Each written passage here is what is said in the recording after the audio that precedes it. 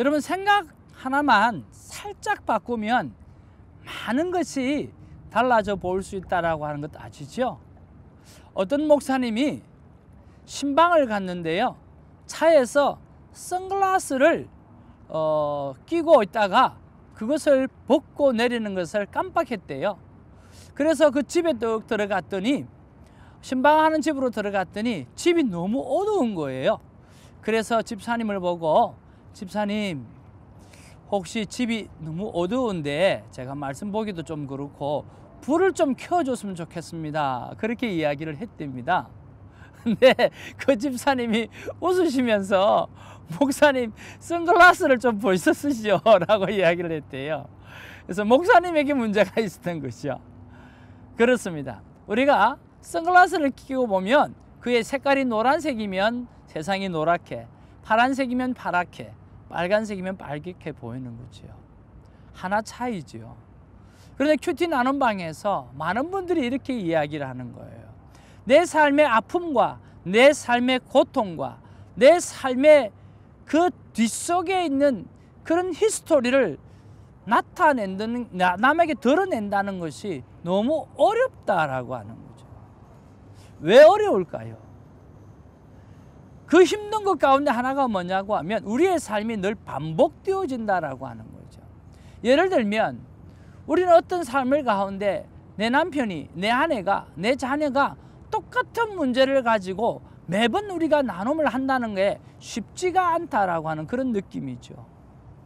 매일 똑같은 이야기, 매일 똑같은 이야기라고 이야기하면서 이야기하는 사람도 그렇고 이야기를 듣는 사람도 그렇고 힘들어하는 거죠. 자, 여러분 생각을 한번 바꿔 볼까요? 늘 반복되지 않는 게 있나요? 여러분 식사하시는 거 매일 밥 먹지요? 그리고 매일 화장실 가시지요? 맨날 만나는 사람이 그 사람이죠? 맨날 같은 환경이잖아요. 그렇죠? 이스라엘 백성의 삶도 똑같아요. 죄짓고 심판받고 회복하고 반복의 연속이에요.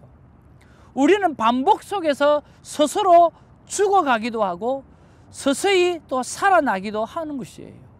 내 남편의 이야기, 내 아내의 이야기, 내 자녀의 이야기, 내 교회의 이야기, 내 궁핍한 삶의 이야기. 여러분 안 변하고 또 변하지 않는다고 여러분 걱정해야 될 이유가 하나도 없다라고 하는 거예요. 만약에 여러분 그것이 다이나믹해 가지고 자주 변한다고 하면 여러분 그것이 더 큰 문제라고 생각하지 않습니까? 여러분 오늘 노인들이 제일 많이 걸리는 게 뭐죠? 치매 아닙니까? 여러분 치매 부모님 아십니까? 그분의 삶은 변화무쌍합니다. 상상을 초월하는 일들을 많이 하죠. 어떤 때는 선했다가 어떤 때는 벽에 똥칠을 했다가 얼마나 변화무쌍합니까? 여러분 그 문제를 어떻게 감당하실래요? 감당하기가 오히려 더 힘들다라고 하는 거죠. 매번 똑같기 때문에 나누어야 돼요. 매번 똑같은 부분에서 상처를 받고 상처를 주기 때문에 우리는 나누어야 한다는 거죠. 그래서 서서히 나누지 않을 때는 서서히 죽어가게 됩니다. 그러나 나누게 되어질 때 매번 나눔방에서 똑같은 문제를 나눈다 할지라도 나누게 되어질 때 우리는 서서히 오늘 거룩함을 회복하게 되어지고 삶의 변화를 만나보게 된다라고 하는 거죠. 여러분 아픔을 내려놓으십시오. 여러분 고난을 내려놓으십시오. 그리고 여러분 창피한 것들을 내려놓으시기를 바랍니다. 그리고 죄를 내려놓으시기를 바랍니다. 그것은 다 고백되어질 때 하나님께서 등 뒤에 던져버리고 기억하지 않을 뿐만 아니라 오늘 우리가 여러분을 위해서 함께 기도하면서 성령의 능력을 우리 삶 가운데로 끌어당길 수 있다라고 하는 거죠. 예수님도 진솔하셨습니다. 제자들에게 나 너무 힘들어. 나를 위해서 좀 기도해줘. 내가 내일 십자가를 지게 될 텐데 난 너무 힘들어. 끼워서 좀 기도해줘. 그리고 하나님을 바라볼 때 아빠 아버지라고 이야기하면서 아빠 할 수만 있으면 아빠 나 이거 좀 아빠는 전능자잖아. 못하실 것이 없잖아. 나 좀 해결해줘 라고 진솔하게 이야기했을 때 하늘의 천사가 내려와서 돕지 않습니까? 바로 이것입니다. 우리의 연약함을 나눔 방 안에서 진솔하게 내어놓을 때 우리는 서서히 죽어가는 우리가 오늘 서서히 살아나는 놀라운 은혜를 발견할 수 있는 거죠. 여러분 마음껏 내려놓기를 주님의 이름으로 축복합니다. 할렐루야. 너희 죄 흉악하나 눈과 같이겠네. 너희 죄 흉악하나 눈과 같이겠네. 여러분 우리 죄가 흉악하지만 추홍과 같지만 오늘 하나님께서 다 희게 해주시겠다라고 하는 이 찬양의 고백들이 오늘 우리 본문 이사야의 본문에서 나오는 거죠. 여러분 이사야에서는요 우리가 잘 알고 있는 내용들이 참 많이 나와요. 오늘은 특별히 하나님이 이렇게까지 말씀하실 수 있을까? 정말 하나님께서 화가 나도 엄청나게 화가 나셨고 짜증이 나도 이렇게 짜증이 나셨어. 이런 정말 입에 담을 수 없는 말을 할 수 있을까라고 할 정도로 정말 하나님께서 짜증나시는 그런 모습을 오늘 볼 수가 있는데 우리 한번 보면서 오늘 하나님의 마음을 좀 뭔가 위로해 드릴 수 있는 그런 적용을 저와 여러분이 했으면 참 좋겠다 하는 생각이 듭니다. 도대체 어떤 내용인가 우리 한번 보기를 원합니다.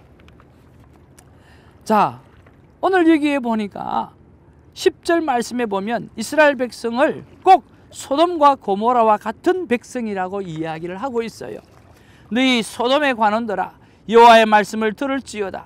너희 고모라의 백성들아 우리 하나님의 법에 귀를 기울일지어다. 그렇게 이야기를 하죠. 그리고 11절 12절에 보면 하나님 앞으로 가지고 오는 무수한 재물이 하나도 필요 없다는 거예요. 하나님 앞에 예배를 드리기 위해서 가지고 나오는 그 재물 있잖아요. 하나님이 필요 없다. I don't need it. 필요 없다는 거예요. 그 다음에 또 말씀합니다. 그리고 여러분 13절 14절에 보면 월삭, 안식일, 성회, 절기 등 모든 절기 예식에 대해서 하나님께서 뭐라고 말씀하시는가 하면 악을 행하는 것이다 라고 이야기하는 거예요. 월상 예배, 안식일 예배 이런 것들을 드리는데 하나님이 이 예배를 대해서 절기에 대해서 말씀하시기를 악을 행한다 그렇게 표현하시는 거죠. 얼마나 하나님이 속이 상하셨으면 그랬을까라고 하는 거죠. 15절에 보면 많은 기도를 하는 것도 하나님 듣지 않겠다고 말씀하시는 거예요. 16절에 보면 이런 악한 행위를 never stop 하라는 거예요. 그리고 17절에 선한 행위를 하여서 오늘 고아와 가부를 돌아보라고 이야기하는 거예요. 18절에 죄사함의 은혜를 너희들이 기억하고 그렇게 말씀하라는 거예요. 그리고 19절 20절에 보면 너희가 순종하게 되어지면 땅의 아름다운 것을 먹게 되어질 것이고 불순종하게 되어지면 칼에 삼키울 것이라고 말씀하고 있다라고 하는 거죠. 그래서 오늘 이 본문 속에서 저에게 주시는 말씀은 11절과 3절이에요. 11절로 13절에 보면 악을 행하는 것이라고 이야기하고 하나님께서 내가 견디지 못하겠다라고 말씀하시는 거예요. 얼마나 화가 나시고 얼마나 짜증이 나셨으면 예물을 향해서 오늘 예배를 향해서 오늘 악을 행하는 것이라고 이야기하고 견디지 못하겠다고 이야기하고 기도를 하는 것에 대해서 듣지 않겠다라고 말씀하시겠는가라고 하는 거죠. 정말 대단하지 않습니까? 저는 여기서 묵상 질문을 해봅니다. 하나님께서 정말 싫어하실 나의 삶의 모습은 무엇일까라고 하는 것이죠. 위험한 질문일 것 같지요? 여러분 이런 질문도 던져봐야 되죠. 솔직하게 내 삶 가운데 하나님이 정말 싫어하고 그것 때문에 예배도 받기 싫고 그것 때문에 찬양도 받기 싫고 그것 때문에 예물도 받기 싫은 그러한 삶의 어떤 행동들은 없는가 한번 돌이켜보는 거지요. 여러분은 어떠세요? 여러분 다 당당하게 말씀드릴 수 있나요? 저는 곰곰이 생각을 해보았더니 하나님께서 이런 부분들은 좀 싫어하실 것 같아요. 제가 의외로 돌보는 것이 좀 부족해요. 좀 부족한 게 아니라 많이 부족한 편이에요. 어릴 때 스스로 교회 생활을 하다 보니까 오늘 신방의 필요성이라든지 오늘 돌봄의 필요성이라는 것들이, 이런 것들이 제 안에 몸에 배어 있지 않아서 참 힘이 들어요. 그렇지만 오늘 하나님의 백성, 하나님이 우리의 머리털까지 헤아리시는 하나님이고 정말 사랑이 많으셔서 돌보시는 하나님이라고 할 때 이 일을 감당해야 되잖아요. 그럴 때 이것을 감당하지 못하는 모든 모습들을 보면서 하나님께서 힘들어하시지 않겠는가 하는 생각을 해보는 거죠. 두 번째는 뭐냐고 하면, 저는 큐티를 통해서 하나님 앞에 많은 말씀을 받아요. 많은 말씀을 받으면서 많은 것들을 하나님께서 적용하기를 원하시는데, 저는 그것에 대한 적용률의 퍼센트가 상당히 떨어져요. 그럼 그랬을 때 하나님께서 오늘 나의 삶의 모습들을 보면서 얼마나 안타까워하실까라고 하는 생각들을 또 한번 해보게 되었습니다. 그리고 또 하나는 부끄러운 이야기입니다. 그래서 저는 예수님이 필요한데요, 가족에게 시간을 많이 내지 못하는 것이 저는 아픔 중에 하나인 것입니다. 한국의 부모님을 향해서, 한국의 가족을 향해서 돌아보는 것들이 약하고, 오늘 미국의 내 아내와 내 자녀들 돌아보는 것들이 참 많이 부족하다는 것은 저는 제가 잘 깨닫고 알고 있습니다. 때로는 목사라고 해서 말로 때우려고 할 때가 참 많이 있고요. 나름대로 노력은 해보지만 내 삶 가운데 참 돌봄의 부족함들, 그런 것들 때문에 아마 그런 것들이 내 몸에 배이지 못해서 하지 못하는 것들이 참 많이 있는 것 같아요. 이것 때문에 하나님께서 내 예배를 받지 못하고, 이것 때문에 하나님께서 내 예물을 받지 못하고, 이것 때문에 하나님께서 내 찬양을 받지 못하지는 않을까라고 하는 걱정을 해보게 되어지는 거죠. 저는 오늘 이 본문 말씀을 통해서 하나님이 이렇게까지 말씀하신다고 하면 나도 이스라엘 백성과 크게 다를 바 없는데 정말 이런 모습들이 하나님 앞에 정말 부족하지 않나 하는 그런 생각들을 해보게 되어집니다.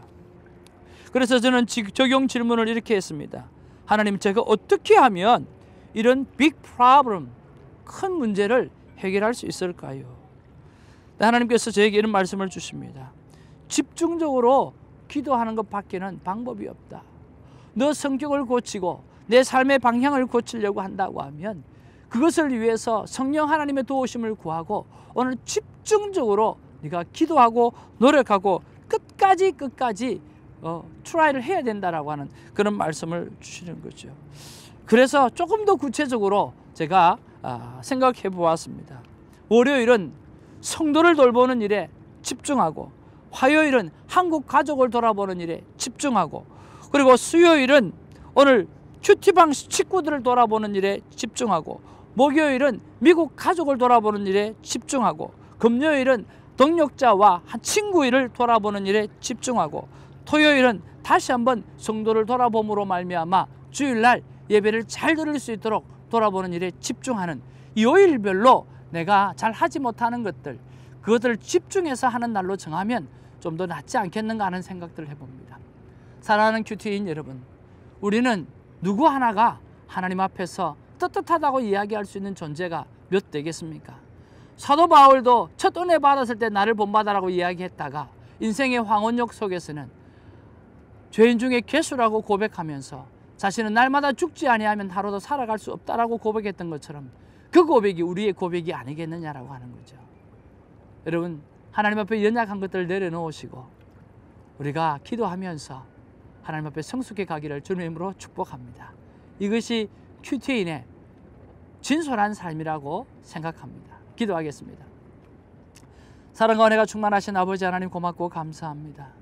하나님이 얼마나 화가 나셨으면, 아니 하나님이 얼마나 짜증이 나셨으면 오늘 이스라엘의 예물을 가져오지 말라고, 그리고 이스라엘의 예배를 내가 받지 않겠다고, 정말 가증한 것이고 이것을 악을 행하는 것이라고 이야기하고, 너희들이 많은 기도를 하지만 나는 듣지 않겠다라고 하나님의 삐짐을 봅니다. 삐져서 삐진 게 아니라 우리가 얼마나 잘못했으면 하나님께서 그렇게까지 말하겠는가라고 하는 생각을 해보는 거죠. 이러면서 하나님 우리를 돌아보게 하여 주옵소서.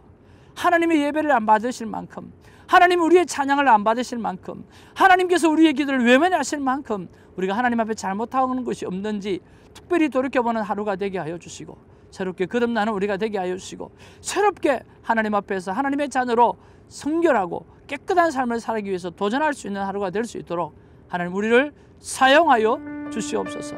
감사드리며 예수님의 이름으로 기도하옵나이다. 아멘.